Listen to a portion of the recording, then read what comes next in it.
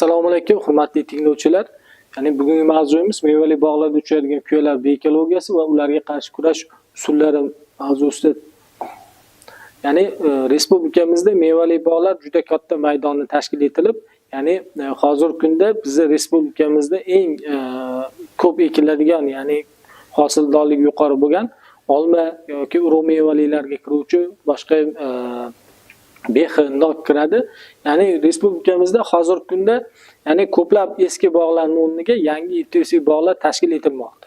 Oxirgi yillarda esa bu raqamlar yildan kundan kunga oshib borib, hozirgi kunda ya'ni 35 ming, 12 ming gektar maydonni ya'ni tashkil etmoqda.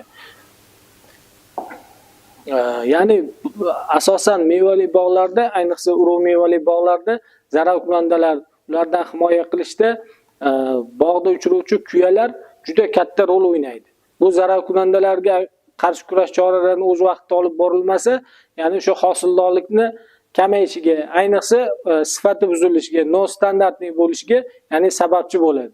Bu esa mana bugungi mavzuyimizda feromon tutuvchilar yordamida, ya'ni kuyalarning turlararo zichligini erta bahordan, ya'ni bog'larga turli xildagi mana sveta lavishkalar yoki feromon tutuvchilar yordamida zararkunandalar sonini aniqlab olish mumkin, zichligini. Esa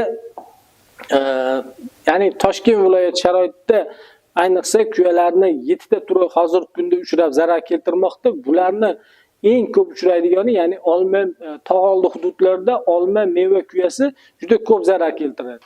Undan keyin esa do'lna girdak kuyasi, g'ilofli kuya, bargost kuyasi, bargust kuyasi hamda chetan kuyasi degan zararkunandamiz hozirgi kunda mevali bog'larda juda kuchli zarar keltirmoqda. Bu esa hasharotlarning fenologiyasi tuzilgan. Bundan biz ya'ni zararkunandalarni aniq muddatlarda qarshi kurash choralarini olib borishda bemalol foydalansak bo'ladi. Misol uchun olma kuyasi qishlash fazasida rivojlanishda 1 yoshlik, ya'ni lichinkalik fazasida qishlab qoladi.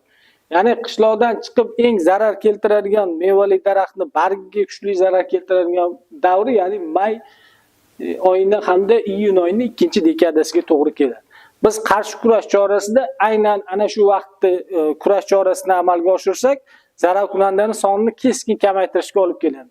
Yoki do'lana girdak kuyasi mavsumda esa 3 marta avlod berib rivojlanadi. Aynan o'sha lichinkalik fazasi bunda ham may oyida hamda iyul oyida, avgust oylariga to'g'ri kelyapti. Mana shu davrlarda bu zararkunandalarga qarshi kurash chorasini o'z vaqtida olib borilsa, ya'ni bu o'sha zararkunandaning sonini kamayishiga hamda hosildorlikni oshishiga erishiladi. Keyingi jadvalimizda ko'rishingiz mumkin, ya'ni kuyalar bilan 7 ta kuya bilan 5 ta olma navin ko'chatini tanlab olganmiz. Bunda o'rtacha, ya'ni kuyalarni qaysi biri dominant ekanligi, ya'ni 100% bo'ladigan bo'lsa, zararlanish darajasini har bitta foizda, bu yerda esa olma kuyasi bilan hamda do'lna girdak kuyasi eng ko'p uchragan hamda eng ko'p zarar keltiradigan dominant tur hisoblanib, sababi olma kuyasi 5 ta nav barchasida uchrashini ko'rishingiz mumkin. Hamda do'lna girdak kuyasi ham esa barcha navlarda uchraganligini ko'rishimiz mumkin. Keyingisi esa kuyalarni bir avlod rivojlanish uchun ketgan kunni aniqladik hamda mavsumda necha marta avlod berishi, ya'ni kuzatilgan. Keyingisi jadvalimizda esa mana 5 ta navda bu yerda ekstensiv hamda intensiv bog'lar tanlab olingan. Ya'ni rivojlanish fazasida hasharotlarni har bitta kuyalar bilan zararlanish darajasini agar misol uchun 10% gacha zararlanganda yo'qotilgan hosildorlik yoki 20% yoki 30-70% gacha zararlanganda, ya'ni bizi bu kuyalar obyektlari faqat bular bog'larda bargini yeb zarar keltiradi. Ya'ni bu hosildorlikni mevasini yemaydi. Shuning uchun bargini zararlaganda ham hosildorlikka ta'siri borligini, ya'ni bu zararlanish darajasi bo'yicha biz o'rganib, ya'ni ishlab chiqarishga tavsiya berdik. Keyingi jadvalimizda, ya'ni urug' mevali bog'larda zararkunanda o'zi tabiatda biosinozda, ya'ni o'sha tabiiy intafaklar uchraydi bog'larda. Lekin qo'shimcha ravishda, ya'ni biz tabiatga oltin ko'z, brakin, traxigrammalarni 1:10, 1:20 nisbatlarda tarqatishimiz Bu esa zararkunanda sonini yanada kamaytirishga, qo'shimcha ravishda biz tabiatga, biofondga chiqaradigan bo'lsak, zararkunanda sonini yanada kamaytirishga erishsak bo'ladi. Ya'ni bog'larda ishlov berishda turli xildagi hozirgi o'sha qishloq xo'jaligida foydalanishda yangi innovatsion texnologiyalar erta bahorda olma hamda meva kuyasini qishlab chiqaradigan lichinkasiga qarshi, ya'ni o'sha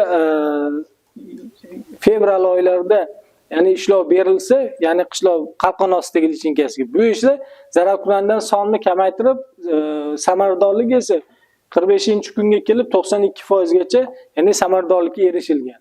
Keyingisi esa hozirgi kunda mana eksport salohiyatini oshirish hamda oziq-ovqat xavfsizligi, ayniqsa o'sha o'simliklarda ishlatilgan kimyoviy preparatlarning toksiklik, ya'ni zaharlilik qoldig'ini kamaytirish maqsadida hozirgi kunda bizni mana Matrin Bio degan yangi preparat tanlab olingan. Bu preparat nafaqat o'simlikka, balki o'sha ishlatilgan o'simlikdagi hosiliga ta'sir qilmaydi. Sababi buni tarkibi bu ham o'simlikdan olingan insektiakarosid bo'lib, ya'ni o'simlik hasharotga ta'sir qiladi, lekin mahsulotda pestitsid qoldig'i qolmaydi. Keyingisi esa zararkunanda soni ortganda esa Crompton, Simpa, Karate, Radiant, Lufox preparatlaridan foydalansa, ya'ni 90, 94, 87, 86, 87% gacha, ya'ni samaradorlikka erishish mumkin.